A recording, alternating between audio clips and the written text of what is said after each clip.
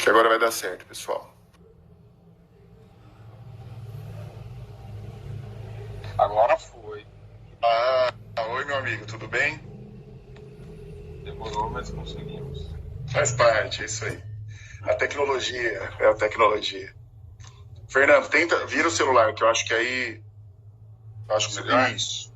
Assim, aí, pelo menos aqui fica melhor.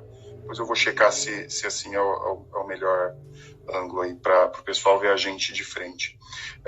Bom, pessoal, todo mundo que me conhece sabe, eu sou radioterapeuta, né? Trabalho basicamente com pacientes oncológicos e sou contemporâneo do Dr. Fernando, né? O Dr. Fernando Bianchini Cardoso é colega nosso da Pontifícia Universidade Católica de Campinas. A gente fez faculdade na mesma época, né? Ele uma turma acima da minha. E a gente também depois fez residência médica na Universidade Federal de São Paulo, aqui na Unifesp. O Dr. Fernando fez a sua escolha por medicina esportiva, medicina do esporte. E durante todo essa caminhada da vida profissional dele, ele cresceu bastante, né? Hoje está na CardioFit, em Campinas, também participa da avaliação de atletas profissionais em clubes de futebol que são bem conhecidos aqui de todo mundo. E ele é presidente da Sociedade Paulista de Medicina Desportiva, né? A ideia aqui, então, é conversar um pouquinho com o Dr. Fernando sobre esse tema. Fernando, é um prazer te ter aqui, meu amigo. Obrigado por topar. A ideia é a gente fazer um bate-papo aqui de mais ou menos 25, 30 minutos para o pessoal poder saber um pouquinho mais sobre esse tema, né? E principalmente atividade física na pandemia. Bem-vindo, meu amigo. Obrigado, Paulo. Obrigado pela apresentação aí. É realmente um prazer estar com você de novo aí. A gente já pôde conversar em outras oportunidades e poder falar de um tema que sempre traz muita empolgação para mim, que é a atividade física em doenças crônicas. Apesar de você ter citado aí que eu trabalho muito com alto rendimento, minha grande paixão é conseguir prescrever atividade física para doença crônica e assim sair um pouco daquele aspecto de que a gente está tentando proteger o atleta e poder proteger o paciente. É muito bacana. Vamos lá, tamo junto.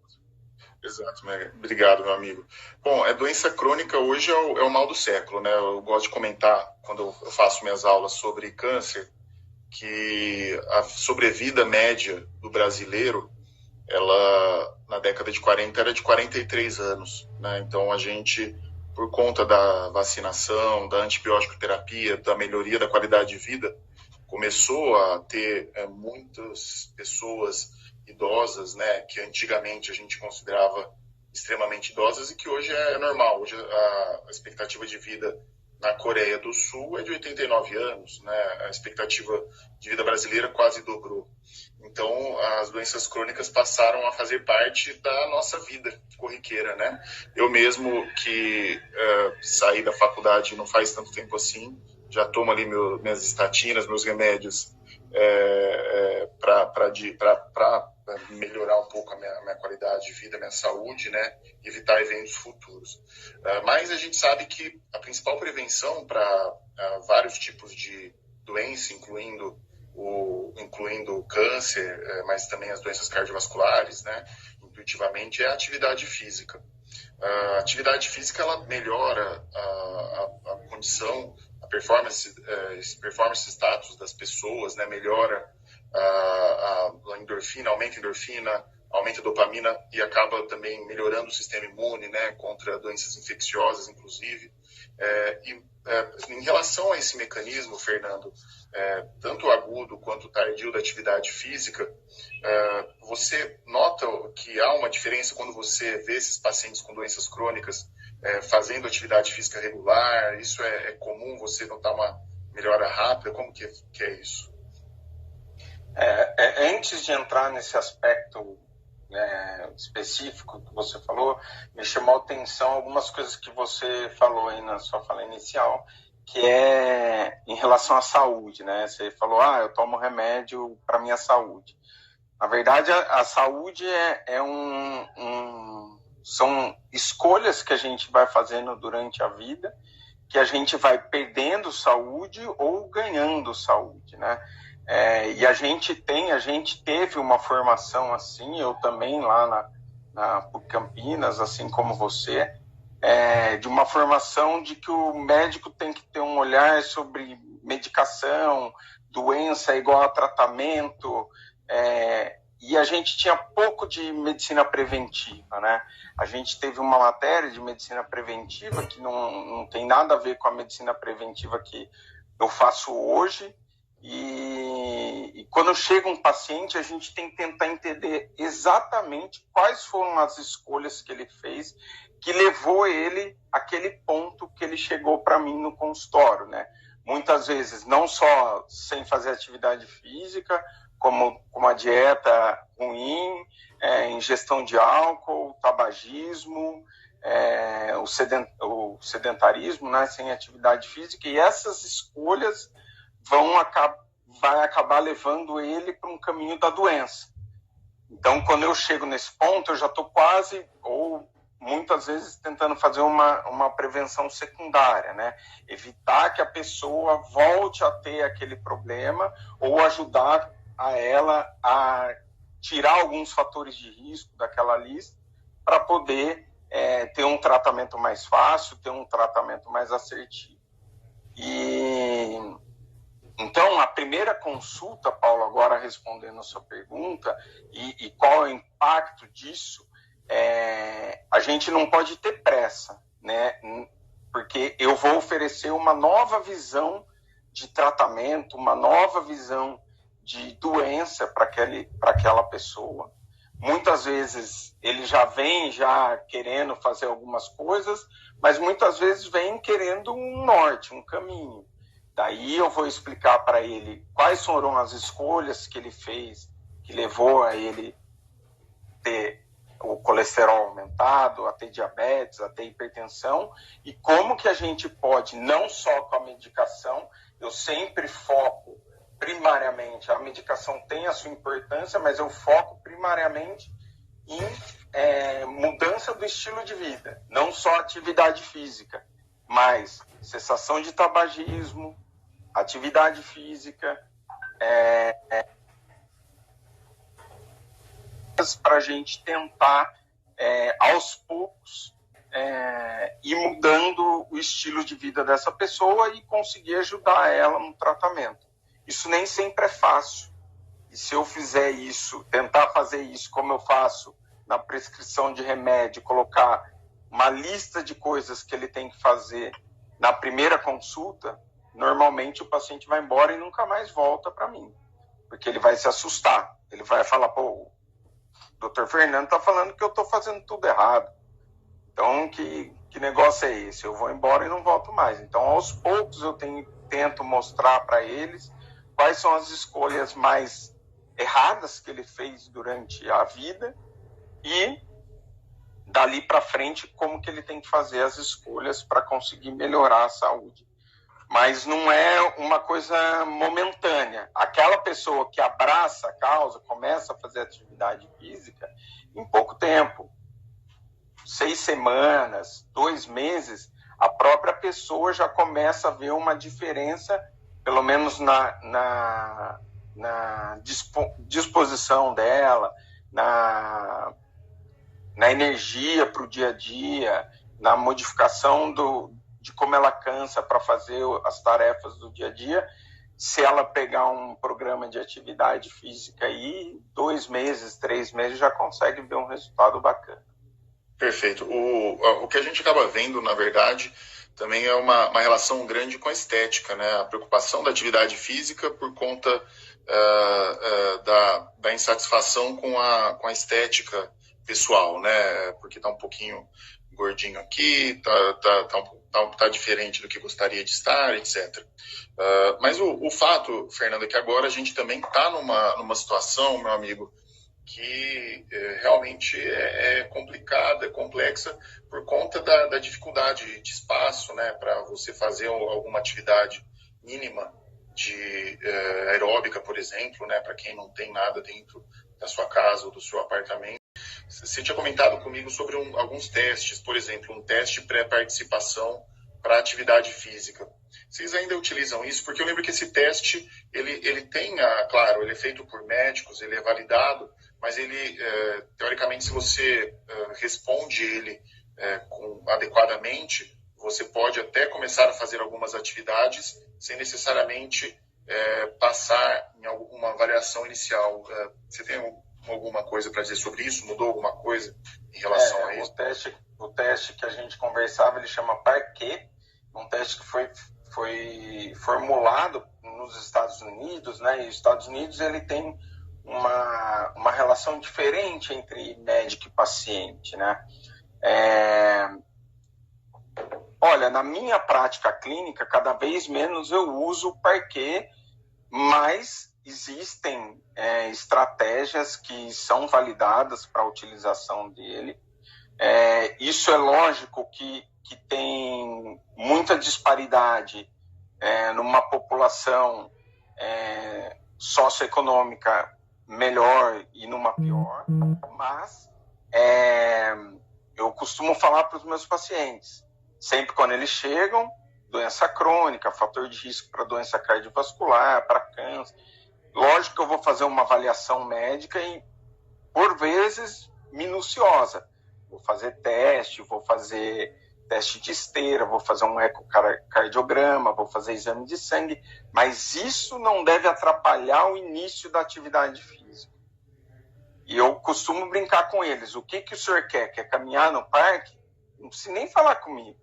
Saia caminhando, desde que o senhor não tenha nenhum sintoma, não sinta dor no peito, não sinta cansaço excessivo, coração acelerado, pode sair caminhando. Isso não precisa de atestado médico para fazer isso, para caminhar no parque. É lógico que se essa caminhada for se transformar numa atividade física regular, com aumento de intensidade gradual, é bom que o médico faça avaliação, até para poder orientar ele qual o ritmo dessa progressão ele pode fazer e quais atividades físicas estão mais indicadas. Por exemplo, eu canso de pegar colegas de outras especialidades que acabam proibindo o paciente com artrose de joelho de fazer uma atividade física com impacto, uma caminhada. Mas a gente sabe que existem graus de artrose. E um grau moderado, leve de artrose pode melhorar com uma atividade física como uma caminhada. Exato. Um grau elevado nem sempre vai ser bom. Então, isso é o papel do médico também, do médico do esporte, avaliar isso e conseguir prescrever uma atividade física, mas nada, nenhuma avaliação. Eu digo, sempre quando eu vou dar uma aula, o pessoal coloca lá, você deve colocar também, que não tem nenhum conflito de interesses na aula. Eu sempre tenho um conflito de interesses, porque eu, estudando tudo que eu já estudei, lógico que a gente sempre aprende mais, mas estudando tudo que eu estudei, eu acredito que quase nenhuma situação de doença proíbe completamente uma pessoa de fazer atividade física. Quase nada. São raras exceções que você vai ouvir, que realmente você tem que ouvir do seu médico, você não pode fazer atividade física. Existem graduações de atividade física, existem as atividades físicas melhores para certa doença, certa patologia, mas é raro. Eu tenho na minha cabeça uma meia dúzia de doenças que você fala, não, você não pode fazer nada, é melhor você ficar na cama. E é bem raro, até essas pessoas me procuram, eu tento fazer alguma coisa com elas.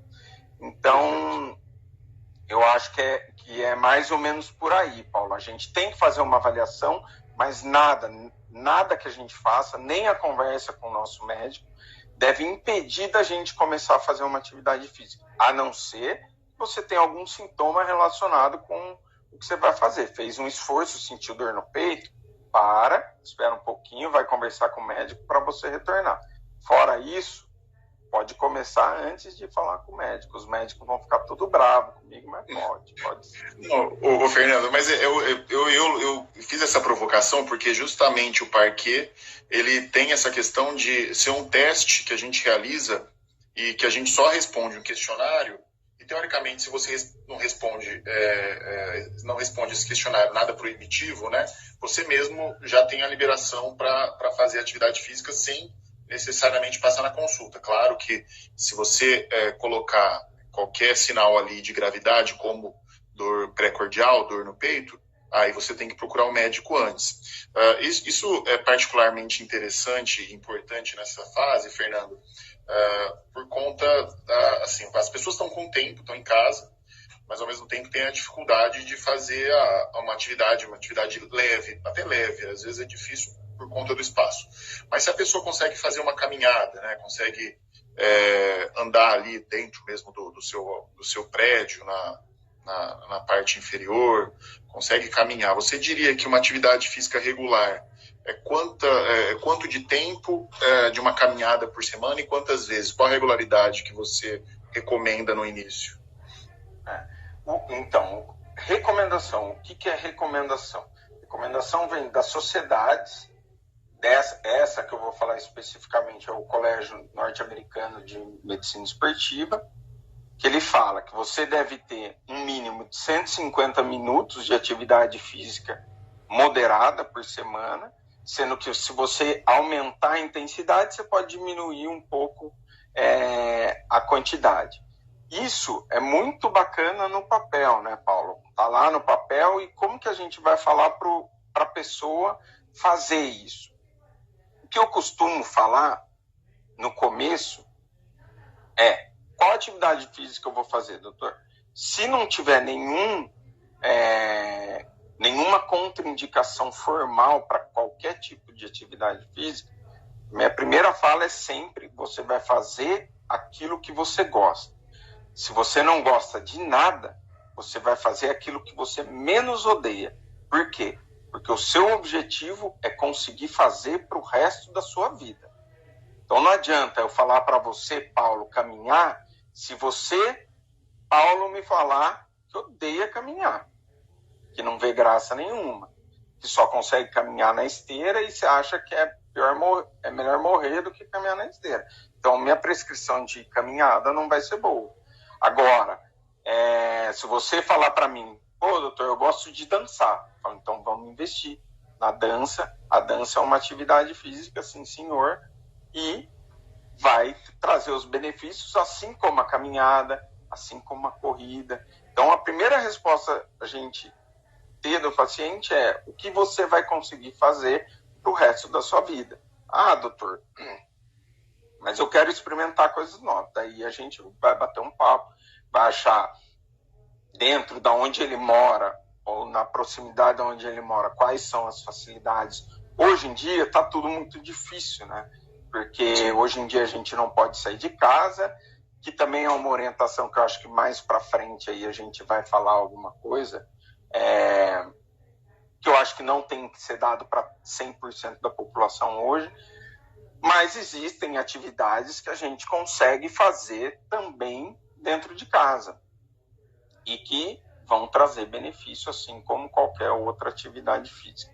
A gente tem que pôr na cabeça, Paulo, que a atividade física é movimento. Se a gente conseguir se movimentar, ótimo. A gente vai estar trazendo os benefícios. E é lógico que nesse período a gente vai estar trazendo um benefício menor. Mas se começar agora, a hora que a gente for liberado para sair para as ruas, vai melhorar. Eu quero lembrar 2 caras na Inglaterra que fizeram uma maratona dentro da sala. Os caras correram 42 quilômetros numa sala de 4 metros quadrados. Então, você vê, a gente pode fazer o que a gente quiser, só basta querer. E hoje em dia tem uma facilidade, né? O YouTube, aqui a gente está fazendo essa live no Facebook. A ideia é depois até eu colocar no YouTube, quem segue lá o Radioterapia Legal, colocar no Instagram, mas a ideia é assim, utilizar ao máximo o que a tecnologia traz de bom. Hoje você consegue ter aula de yoga, consegue fazer a educação física com educadores físicos dentro de um ambiente muito mais amigável do que era antigamente, que a gente não conseguia fazer esse tipo de atividade sozinho, né? Hoje está bem mais fácil para poder fazer algumas coisas do que era antigamente. Eu até, ouvindo a sua informação, achei bem interessante a questão do que é considerado uma atividade física moderada, né? 550 minutos por semana, né? E me fala uma coisa, você divide isso por dia de atividade ou, por exemplo, se fizer uma corrida de 150 minutos, está feita a atividade da semana? Como que eles definem isso? Isso é um ponto de grande discussão, né? Se a gente é obrigado a dividir isso em dias ou... Na verdade, daí a gente vai ter que falar de duas coisas, né? Os benefícios da atividade física. Por quê? Se você fizer 150 minutos de uma vez, você vai ter os benefícios que a atividade física traz. Então, suas coronárias vão estar mais bem preparadas para irrigar seu coração, a chance de você ter um colesterol alto diminui, a chance de ter um diabetes diminui, porém, você não vai conseguir o grande benefício que a atividade física traz, que é a melhora do condicionamento. Por quê? Nosso organismo, Paulo, ele responde pelo estresse. Então, a hora que eu faço uma atividade física, a minha linha de desempenho vem e diminui a hora que eu faço atividade física. Meu organismo, inteligentemente, ele não recupera na mesma linha, ele recupera um pouco acima. Porque ele não sabe quando vai ser esse próximo estresse. Ele recupera acima, eu dou um outro estímulo, ele recupera um pouco mais para cima. E assim eu vou melhorando. Se eu demorar muito para dar um próximo estímulo, daí ele volta naquela linha basal. Então eu não consigo ter o benefício da melhora da capacidade. E o benefício da melhora da capacidade é o que vai mover a pessoa a continuar fazendo. Da hora que ela percebe que ela ficava com falta de ar para subir 2 lances de escada e com 3 meses de atividade física ela parou de ter essa sensação, ou que agora ela consegue levantar daquele sofá que era mais mole, que ela nem sentava mais, porque tinha dificuldade para levantar e agora ela consegue levantar, ou carregar um pote lá no armário, acima da cabeça, ela não fazia, agora ela faz, é isso que vai motivar ela a querer continuar. Então, se a gente fizer atividade física e não der isso para a pessoa, dificilmente ela vai conseguir uma disciplina de fazer uma vez por semana 150 minutos. Além disso, se eu fizer uma vez 150 minutos, a minha chance de trazer uma lesão muscular ou óssea é muito grande, porque eu vou estar dando uma carga de exercício muito grande que meu corpo não estava acostumado e não está.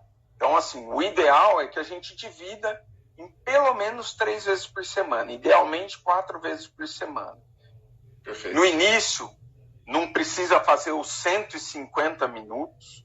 No início, você vai sair para dar uma caminhada, você vai caminhar ao redor do seu prédio durante 10 minutos, ver como você se sente. Se sentir muito bem, pode caminhar mais 10, daí mais 10, faz 30, para, descansa, vai para o dia seguinte descansar, faz no outro dia 30 minutos, faz 3 vezes por semana. Você não precisa amanhã começar a fazer exercício e querer completar os 150 minutos, que é a recomendação. Por isso que eu falo, recomendação é muito bom para o texto lá. Para a vida real, quanto mais melhor. Vamos deixar essa regra aqui, para se a gente está falando de atividade física moderada, quanto mais melhor, mas não precisa sair e querer fazer tudo de uma vez só, porque daí você vai aumentar a chance de se lesionar e não vai ter o benefício que a gente quer que você tenha. Exato. Uma coisa que você colocou que eu achei bem importante como recado, né? Talvez um recado para levar dessa nossa conversa é justamente assim, se você quer uma vida mais saudável, não tem por que não começar agora, né? É aquela coisa de sempre eu vou começar na segunda, eu começo depois, igual coisa de regime, né? Não, depois eu começo, depois você sempre vai protelando. E aquele ditado chinês já diz tudo, né? Que a caminhada de 1000 passos começa pelo primeiro. Se for para fazer, comece, né? Comece nas condições que você tem agora. A gente tem muita gente que está impossibilitada de sair, mas consegue pelo menos caminhar ali no prédio, consegue fazer alguma coisa, como você mesmo deu esse exemplo, que eu achei bem pertinente, da maratona em casa. Ninguém precisa fazer uma maratona, mas dá para fazer muita coisa em casa. E isso é importante para os pacientes oncológicos, tanto quanto os pacientes de doença crônica, porque além de melhorar, né, a questão cardiovascular, que a gente sempre fala muito, eu comentei no começo aqui, para quem chegou agora, você acaba também melhorando muito o sistema imune. Você, com endorfinas, com dopamina, você acaba estimulando o sistema imune e deixa ele mais alerta, até contra a recidiva de doença. Tem alguns trabalhos que mostram que quem faz atividade física e tem uma alimentação adequada vai melhor nos diversos graus de câncer, porque tem uma resposta imune melhor, e quem protege a gente efetivamente contra qualquer tipo de câncer é o sistema imunológico. Fernando, uma última... Fala, meu amigo, fala. Não. Eu ia falar que existem hoje milhares de artigos, né? Tem um que eu sempre guardo, eu tenho no meu celular para mostrar para os pacientes, que foram estudados, é um estudo grande na Europa, que eles compararam nível de atividade física com incidência de câncer na população. E o que eles conseguiram ver, que dos 26 casos, 26 tipos de câncer, 23 tipos estavam menos presentes na população fisicamente ativa. Então, mostrando que, foi o que você falou, você quer prevenir, não, e é isso que eu falo hoje para o meu paciente. Eu não falo, quando eu pego uma paciente que vai no meu consultório porque está fazendo um pré-operatório para operar um câncer de mama, eu falo para ela, e esse é o melhor momento para a gente falar, porque muitas vezes a gente fica, mas eu vou falar uma coisa que ela não está fazendo, que ela poderia fazer nesse momento, que ela acabou de receber um diagnóstico de câncer, mas é o momento que a pessoa está mais aberta para tentar melhorar, porque ela está muito assustada. Então, eu aprendi com a vida que é nesse momento que eu falo para elas. Eu falo assim, faz atividade física, se não fizer, essa é a hora de começar. Ah, doutor, mas eu vou fazer químio. Essa é a hora de começar. Porque a atividade física vai diminuir os seus sintomas da químio, vai diminuir o cansaço, que é um dos piores sintomas, vai diminuir dor, vai melhorar seu sono, e a chance de você ter uma recidiva depois do câncer tratado diminui se você for fisicamente ativo. Então, hoje é o dia. Exato. Eu falo, volta aqui, vamos conversar, que eu quero que você comece a fazer atividade física agora, não depois que você tratar o seu câncer, é agora. E assim, a gente tem tido resultado E antes eu ficava até um pouco receoso. A gente não é muito velho, né, Paulo? A gente é jovem ainda.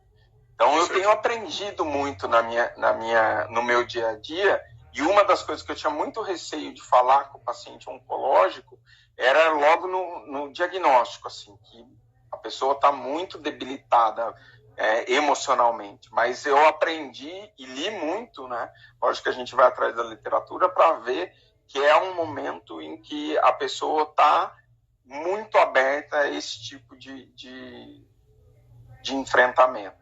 Então, a gente tem que, você como radioterapeuta, os oncologistas, eu como médico do esporte, toda a medicina tinha que encarar essas coisas com menos preconceito e mais coragem para ajudar os pacientes. Mudou muito, viu, meu amigo? Porque você sabe que... Nossa, a gente tinha antes algumas recomendações para o paciente ficar mais recluso, que estava em tratamento. Hoje a gente vê, e é notório, quando você tem um paciente que faz a radioterapia, mas que também faz atividade física, eu costumo orientar 3 a 4 vezes por semana. Vou começar a passar a orientar 4 agora, depois desse nosso papo. Olha, já mudou minha conduta. Mas faz diferença, porque você acaba, com a radioterapia ou com a quimio, tendo muito mediador inflamatório, e com o exercício físico você consegue metabolizar isso mais rápido, faz com que haja uma resposta muito melhor do organismo ao tratamento. Então, é engraçado, eu tenho pacientes que relatam uma fadiga extrema quando não estão fazendo exercício, e quando você começa a introdução do exercício precocemente, diminui muito esse sintoma, né? Porque fadiga é basicamente por conta de mediador inflamatório, que a gente consegue tirar, pelo menos parcialmente, com a atividade. Obrigado, então, Fernando. O Fernando, ele é nosso contemporâneo, ele hoje tem o espaço dele em Campinas, a CardioFit, né, onde ele faz avaliação tanto de pessoas que usam o esporte como trabalho, né, aquelas pessoas que são atletas de alto rendimento, mas também para pessoas que querem começar a sua caminhada aí numa vida mais saudável. Então, Fernando, eu agradeço a sua participação aqui, obrigado a todo mundo também que acompanhou, e qualquer dúvida que vocês tenham, pessoal, vocês podem mandar mensagem aqui embaixo no Facebook, ou no YouTube, no Instagram, que a gente vai ter o maior prazer em responder. Fernando, obrigado, meu amigo. Obrigado a você, Paulo, aí, pela oportunidade. E o recado, a mensagem final é: para quem não faz nada, qualquer coisa já melhora. Então, comece, faça atividade física. Um abraço e a gente se vê mais para frente aí, se Deus quiser, ao vivo. Obrigado, meu amigo. Um abraço, gente. Tchau, tchau. Falou, tchau, tchau. Tchau, tchau.